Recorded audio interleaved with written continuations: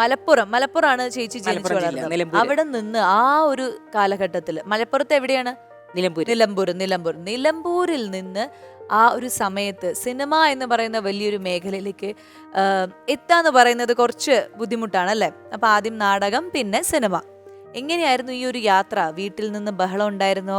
കാരണം ആ ഒരു സമയത്ത് എനിക്ക് തോന്നുന്നു കുറച്ചും കൂടി ഒരു ഓർത്തഡോക്സ് സ്വഭാവമുള്ള ഫാമിലി ആയിരിക്കണം. അല്ല, ഫാമിലി അങ്ങനെയായിരുന്നില്ല, ഞങ്ങൾ ചുറ്റുപാട് അങ്ങനെയായിരുന്നു. കുറെ ബുദ്ധിമുട്ടിയോ? വീട്ടില് വാപ്പാന്റെ കുടുംബങ്ങൾ അങ്ങനെയായിരുന്നു. ഉമ്മാന്റെ കുടുംബം നേരെ ഓപ്പോസിറ്റ്.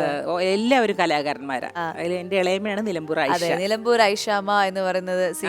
അപ്പൊ ആയിഷാത്ത് വരുന്ന സമയത്താണ് ശരിക്കും പറഞ്ഞിട്ടുണ്ടെങ്കിൽ ആ ഒരു കാലഘട്ടം നമ്മൾ പറയാൻ അതാണ്. ഐഷാത്ത ഒരു വിപ്ലവം സൃഷ്ടിച്ച് സിനിമയിലേക്ക് വന്ന, കാരണം കല്ലേറ് കിട്ടുകയും കൊല്ലാൻ നടക്കുകയും ഒക്കെ ഉണ്ടായിട്ടുണ്ട്. കാരണം ആണുങ്ങൾ മാത്രം സ്റ്റേജിൽ കയറുന്ന ഒരു, അന്നൊന്നും ഞാൻ ജനിച്ചിട്ടില്ല, ആ സമയത്ത് ആണ് സ്ത്രീവേഷം കെട്ടി നാടകം കളിക്കുന്ന സമയത്താണ് ആയിഷാത്ത ഒരു പെണ്ണ് നാടകത്തിൽ, അതൊരു മുസ്ലിം. എന്തായാലും അവരുടെ ചുവട് പിടിച്ചിട്ടാണ് ഞങ്ങളുടെയൊക്കെ വരവ്. നാടകത്തിലാണെങ്കിലും സിനിമയിലാണെങ്കിലും ഒക്കെ കൊണ്ടുവന്നിട്ടുള്ള ഇളയമയാണ്. അപ്പൊ വീട്ടിൽ നിന്ന് ഒരേട്ടന് ഭയങ്കര എതിർപ്പായിരുന്നു.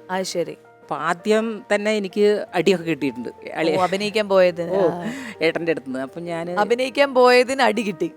അതെ, കേട്ടിട്ടുണ്ട്, അങ്ങനത്തെ ഒരു സംഭവങ്ങളൊക്കെ നടന്നിട്ടുണ്ടെന്ന് കേട്ടിട്ടുണ്ട്. അതെ, അതെന്താ വിശേഷം ഒന്ന് പറയൂ. അതായത് പിന്നെ ഈശ്വരൻ അറസ്റ്റിൽ എന്ന് പറഞ്ഞ നാടകം, NN പിള്ളയുടെ ഒരു നാടകം വയനാട്ടില് ഒരു അമേച്ചർ നാടകത്തിന് വേണ്ടിയിട്ട്. അതാണോ ചേച്ചി അഭിനയിച്ച ആദ്യത്തെ നാടകം? ആദ്യം റിഹേഴ്സലിന് പോയത്, അഭിനയിച്ചു എന്ന് പറയാൻ പറ്റില്ല. കാരണം ഞങ്ങള് കുട്ടികളൊക്കെ ഈ ചോറും കൂട്ടാനൊക്കെ വെച്ച് കളിക്കുമ്പോൾ ഞങ്ങള് എന്താ ചെയ്യുക വെച്ചാൽ ഈ നാടകം ചെയ്യാന്നുള്ളതാണ്. സ്റ്റേജ് കെട്ടുക, നാടകം കളിക്കുക, ഇതൊക്കെ. അതാണ് ഇളയമ കാണുന്നത്. അപ്പോൾ ഇളയമ എന്നോട് ചോദിച്ചു, നിനക്ക് ഇഷ്ടമാണോ, അഭിനയിക്കാൻ ഇഷ്ടമാണോ എന്ന് ചോദിച്ചു. അപ്പം ഞാനിങ്ങനെ ചോദിക്കാൻ നിൽക്കുകയല്ലേ. അപ്പം ഞാൻ പറഞ്ഞു, എനിക്ക് ഇഷ്ടമായിരുന്നു. അപ്പോൾ ഒരു ഏട്ടനുണ്ട് മൊയ്തു എന്ന് പറഞ്ഞിട്ട്, പുള്ളിപ്പല്ലേട്ടോ മരിച്ചുപോയി.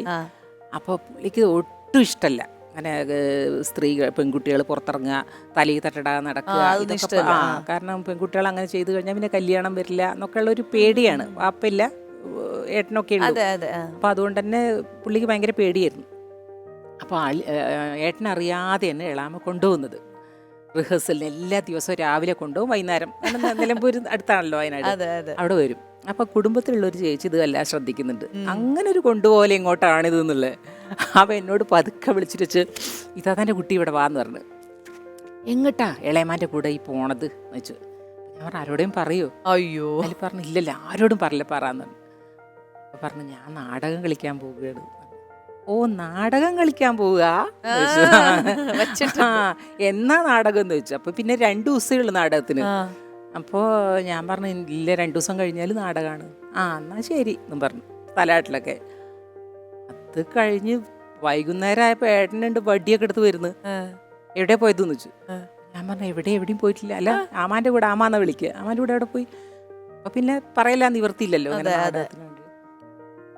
അപ്പം അങ്ങോട്ട് തുടങ്ങി അടിച്ചിട്ട് പറഞ്ഞു പുറത്തിറങ്ങാൻ വിട്ടില്ല, വാതിലിട്ട് പൂട്ടി വിട്ടില്ല. അങ്ങനെ പിന്നെ അത് കഴിഞ്ഞ് കുറേ കാലത്തിന് ശേഷം എനിക്കിതിങ്ങനെ ആഗ്രഹം നിൽക്കുക തന്നെയാണല്ലോ. അപ്പം പോയിട്ട് സ്കൂളിൽ ഒരു ഡാൻസിന് കൂടി. അപ്പോൾ ഭയങ്കര കോമഡി ആയിപ്പോയി. അവിടെ ലീല എന്ന് പറഞ്ഞിട്ട് ഒരു കുട്ടിയായിരുന്നു പഠിപ്പിച്ചതൊക്കെ. ഞാനും വേറൊരു പെൺകുട്ടിയും കൂടിയാണ് കളിക്കുന്നത്. അപ്പം ഞങ്ങൾക്ക് പാട്ടൊന്നും എടുത്തു തരാൻ ആരുമില്ല. അപ്പം ആ പാട്ട് കേട്ടാൽ തന്നെ സ്റ്റേജ് കയറ്റില്ല. ഈവൻ വിസ്കി, ഈവൻ എനിക്കറിയില്ല. ഇതൊക്കെ പഠിച്ച് സ്റ്റേജിൽ അമ്മാവനാണ് ഇത് വായിക്കുന്നത്, ഹാർമോണി വായിക്കുന്നത്. ഇത് പകുതിയായപ്പോ ഇട്ട് വെച്ച് ഇറങ്ങി പൊടി അവിടെ നിന്നിട്ട് വിസ്കി ഗ്രാൻഡി. എത്രയോ നല്ല പാട്ടുള്ള മലയാള സിനിമയില് വിസ്കി ബ്രാൻഡി എടുക്കേണ്ട വല്ല കാര്യം അതും നഷ്ടപ്പെട്ടു. ഭയങ്കര സങ്കടമായി. എനിക്ക് അഭിനയിക്കാൻ പറ്റുന്നില്ല, സ്റ്റേജിലും കയറാൻ പറ്റുന്നില്ല, ഭയങ്കര സങ്കടമായി. അതൊക്കെ കഴിഞ്ഞ് പിന്നെയും ഒരു വർഷം കഴിഞ്ഞപ്പോൾ മാനു മുഹമ്മദ് കാരണം എൻ്റെ ഒരു അമ്മാവനുണ്ട്, പുള്ളി ഇപ്പല്ല, എഴുതിയ ഒരു നാടകം, പഴയ നാടകമാണ്. അപ്പം ആ ഒരു നാടകം അവിടെ ഒരു അമേച്ചർ കലാവേദി അവതരിപ്പിക്കുന്നുണ്ട്. അതിലൊരു കുട്ടി വേണം എന്ന് പറഞ്ഞ സമയത്ത് അന്ന് ആങ്ങളെ അവിടെ ഇല്ല, സ്ഥലത്തില്ല, മദ്രാസിൽ എവിടെ പോയിരിക്കുക, കുറേ കഴിഞ്ഞിട്ട് വരുള്ളൂ എന്ന് പറഞ്ഞ് പോയതാ. അപ്പം എന്ത് ചെയ്ത്, ശരി എന്നാൽ അത് ഞാൻ അഭിനയിക്കാന്ന് അങ്ങനെ പോയി. അത് അഭിനയിച്ച് സ്റ്റേജ് നടന്നുകൊണ്ടിരിക്കുക. അന്ന് ഏട്ടനെത്തി. ദൂരെ നിന്നത് ഫുള്ള് കണ്ടു. ഞാൻ അറിയുന്നില്ല കേട്ടോ, വന്നു ദൂരെ നിന്ന് ഫുള്ള് കണ്ടു. വീട്ടിലെത്തിയപ്പോൾ അവിടെ അങ്ങനെ ഇരിക്കുന്നുണ്ട്. എനിക്ക് ആകെ വെപ്രാളായി, എന്ത് പറയണം, ആകെ പ്രശ്നമാവുമല്ലോ. അപ്പോൾ ചോദിച്ചു, ശരി ഞാൻ എത്ര പറഞ്ഞാലും ഈ അഭിനയിക്കും.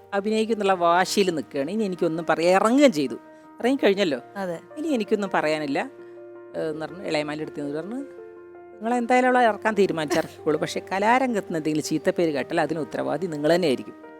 ആ ധൈര്യം ഉണ്ടെങ്കിൽ ഇറക്കാം എന്ന് പറഞ്ഞു. അങ്ങനെയാണ് പിന്നീട് ഞാൻ ചുവന്ന വിത്തുകൾ എന്ന് പറഞ്ഞ സിനിമയാണ് പിന്നെ ഞാൻ ചെയ്യുന്നത്. അത് കഴിഞ്ഞ ഉടനെ തന്നെയാണ് ചുവന്ന വിത്തുകൾ എന്ന് പറഞ്ഞ സിനിമയ്ക്ക് വേണ്ടിയിട്ട് ഒരു കുട്ടി വേണമെന്ന് പറഞ്ഞ് നിലമ്പൂർ ബാലേട്ടനാണ് ഞാനൊരു കുട്ടി ഉണ്ടെന്ന് പറഞ്ഞ് ഇളയമാനോട് പറഞ്ഞു. അങ്ങനെയാണ് ഞാൻ ആ സിനിമ ചെയ്യുന്നത്.